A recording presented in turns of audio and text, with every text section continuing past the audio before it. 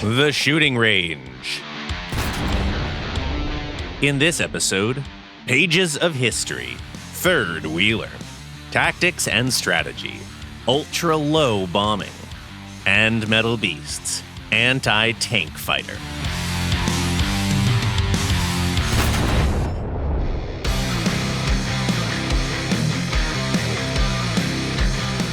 Today we'd like to continue talking about the new machines that the La Royale update will bring.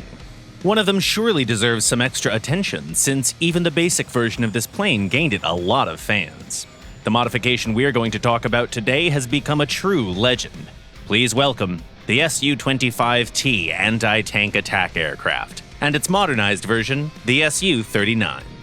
This machine is propelled by a twin turbojet engine. Self-sealing fuel tanks are found in the fuselage and between the wing spars. This aircraft's survivability is enhanced with numerous armor plates, bulletproof glass, and an optical electronic jamming system. Its forward-firing armament includes a twin 30mm autocannon with 200 rounds of ammo. The aircraft has 10 hardpoints, capable of carrying conventional, retarded, and smart bombs, a wide choice of rockets and missiles, gun pods, and the Mercury targeting pod. The Su-39 can also carry the Kopio radar container. In air battles, the T version has an edge over the basic model thanks to the choice of weaponry. It has a couple of all-aspect R-60Ms, like the regular version, but it can also carry up to 16 Vichar ATGMs, which have been successfully used by helicopters before. These missiles are pretty versatile thanks to their proximity fuse, which ensures good results even against aerial targets. Still, it wouldn't be fair to compare them to the best anti-air missiles. They're good enough for attacks from the front or behind, but it's almost impossible to damage a plane flying across your path. The premium Su-39 can boast another advantage in air combat. It has an external radar system, aiding it in detecting and tracking enemies for missile guidance. The new capabilities reduced the plane's thrust-to-weight ratio, though. The new Su fighters have an emergency power mode, which squeezes some extra juice for a minute, but all this can do is compensate for the extra mass that came with the new devices. All in all, the flight performance of these new machines is on par with the basic model, but the battle rating has increased together with the firepower. The top frog feet have to face the top-of-the-line fighters, and their role in that face-off is more of a defensive one. Now, where the new Su-25 on steroids shines is in mixed battles. After all, it is called an anti-tank strike aircraft. Would you look at this choice of suspended armament? Let's start with the most impressive ordnance. We'd actually like to remind you about conventional ordnance here.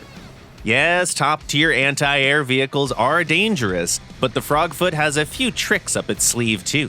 It's basically made for sneaking up on targets, hugging the ground on its way, and wreaking havoc with rockets. And the best choice for that is the S-25O. And of course, these aircraft show their true worth with guided munitions. You can use the Vichar missiles we've mentioned today, the Ka-29 and the Ka-25. And all of those can be aimed with the help of the Mercury target designation pod. True mayhem's a couple clicks away. In real life, the fate of the Su-25 was pretty sad, but in War Thunder, it's just begun. Sergei would have loved this machine for sure.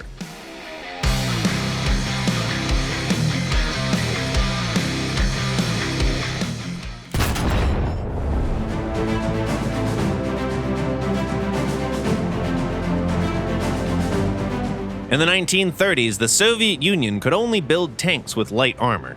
It had nothing sturdier than the T-28 with its 30mm of armor. But by the early 1940s, a new generation of tanks arrived, with much stronger defenses. And that happened just in time for war. Of course, fixing early production issues when your factories had to be evacuated was a tricky task. But at least they had something to make in the first place. They had the medium T-34 and the heavy KV-1. Light tanks, however, continued to have issues.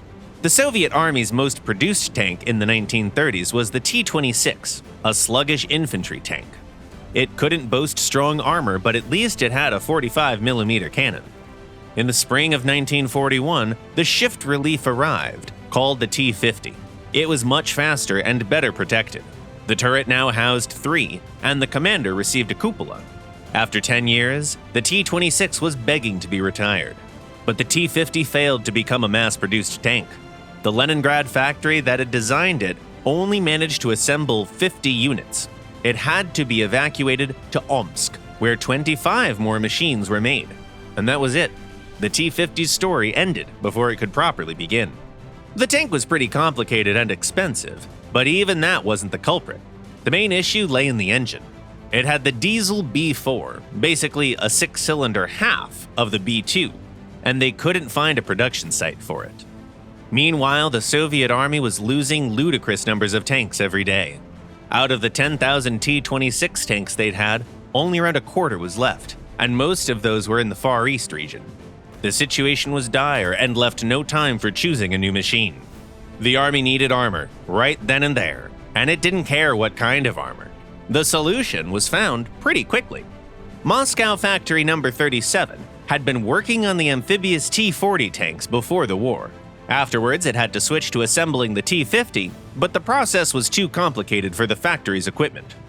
Nikolai Astrov, the lead engineer, proposed that they build a new light tank based on the T-40 instead. The administration agreed, and after that, events unfolded very quickly. On July 20th, 1941, a decree announced that 10,000 light tanks would have to be made. Unimportant side note, those light tanks hadn't even been drafted on paper at the time. In 2 days, Astrov's bureau got down to the project, and only a week later, they finished the blueprint for the T-60. The new tank was supposed to be a complete opposite to the T-50. Instead of aiming at outstanding performance, they simplified it as best they could. It used a gas car engine and a truck transmission. The tank was armed with a 20mm autocannon, and only the commander machines had radios. The hull and the turret had the simplest possible shapes, with the sides being welded from 2 halves. In case rubber became scarce, the engineers even made room for wooden liners on the wheels. And this plan panned out. In October, factories began mass production of the T-60. It was so simple that it didn't even need dedicated factories to be built. The Gorkovsky automotive plant managed to assemble 2,600 units in only half a year. Later, the factories were repurposed the following way. Those that had the equipment started making the T-34, while the rest could make the T-60. That's how the Soviet Union found an efficient solution to an essential wartime problem: replenish the critical losses of armored vehicles with the limited production capabilities it had. The complicated and expensive T-50 was simply a third wheel at that time.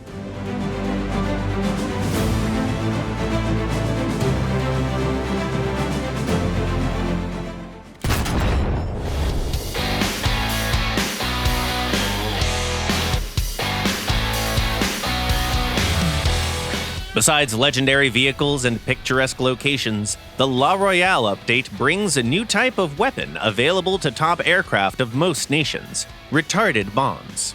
Today we'd like to discuss the special tactics employed with them. With air defenses being so advanced in top-tier battles, close air support is often limited to using unguided weaponry at ultra-low altitudes. It's a tricky task that has a few prerequisites. First, you need an aircraft that offers good handling at any speed, so that your attack doesn't end up with a sudden tree encounter. Maneuverability also affects the outcome of your attacks. Once the aircraft pops up, the winner in this SAM aircraft duel is defined by their reaction speed, precision, and accuracy. Second, you need the best tech you can get. A ballistic computer is simply a must, since no human eye can make an accurate judgment at the speeds late jets can show. And last but not least, you need to factor in the ordnance you use. The best possible weapon for such attacks is a large caliber rocket. Unfortunately, not all aircraft have them, so you might resort to dropping bombs instead. But bombs come with a few inconveniences. For instance, the bomb sight used to only become available at certain dive angles, impeding low-altitude attacks. The update will fix this and make the bomb sight available at all times.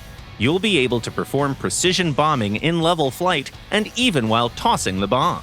Another issue is the risk of damaging your own aircraft. Shrapnel set off by bombs can easily hit you too. It's easy to fix though by adding a small delay to the fuse. Still, there's a single issue with regular bombs that you just can't fix. If you drop them at a high speed, they'll fly an extra couple hundred meters forward. That might simply be too far. The target might be right below you. That's when you need retarded bombs with chutes and air brakes. They're all based on classic conventional bombs every War Thunder pilot knows. The way you use them and the way they explode are familiar too, so the only difference is their flight path. Retarded bombs can be dropped even around some obstacles, and the bomber aircraft can enjoy a much longer drop window. Of course, it'll take some time to get used to. We don't expect these bombs to replace the regular ones. After all, a flat drop arc might be more convenient, like above flat areas. The earlier you make the drop, the earlier you can start your evasive maneuvers.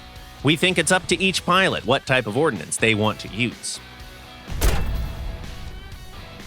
Try the new bombs and share your ultra-low bombing experiences in the comments. We'll be happy to read your feedback and insights.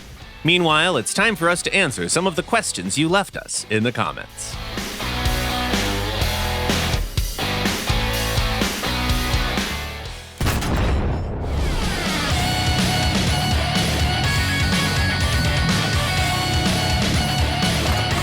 The first question was sent by a player called Aisha Faroukwi. Hey, Gaijin, when will you release War Thunder for mobile phones? Hi there. It's actually already available. We recently began open beta testing. You're welcome to join in. Sasha asks, what are the best tactics with the J-21 and A-21 series? Hi, Sasha. These aircraft aren't that good for turn fights, but their forward-facing armament is pretty strong. That's why our recommendation is to use energy tactics and preserve your speed. Another question comes from the Heavy Pilot. What's the biggest napalm bomb and the biggest torpedo? Hi there! The biggest napalm bombs are the American BLU-1 and BLU-27. The biggest torpedoes are the Mark 13/44 for aircraft and the Type 93 for seagoing vessels. Illithan writes, if the flight performance is worse the more fuel I get, does it improve the longer it burns? Hi, Illithan! Yes, the game has this feature implemented. Spent fuel reduces aircraft mass and improves its flight performance. And the last comment for today was written by Chronoblitz. How effective is the Harrier's thrust vectoring during dogfights? Hey, Chronoblitz! We wouldn't recommend using it when there's a lot of enemies around, because it'll make you lose speed. In one-on-one duels, however, timely usage of the thrust vectoring nozzle can be quite handy. That's it for today. You've been watching The Shooting Range by Gaijin Entertainment, and the next episode will premiere the following Sunday at 4 p.m. GMT or noon Eastern Time. Subscribe and click the bell if you don't want to miss our next videos. Don't forget to pack the chutes on your bombs, leave a like, share your thoughts and comments, and see you next week.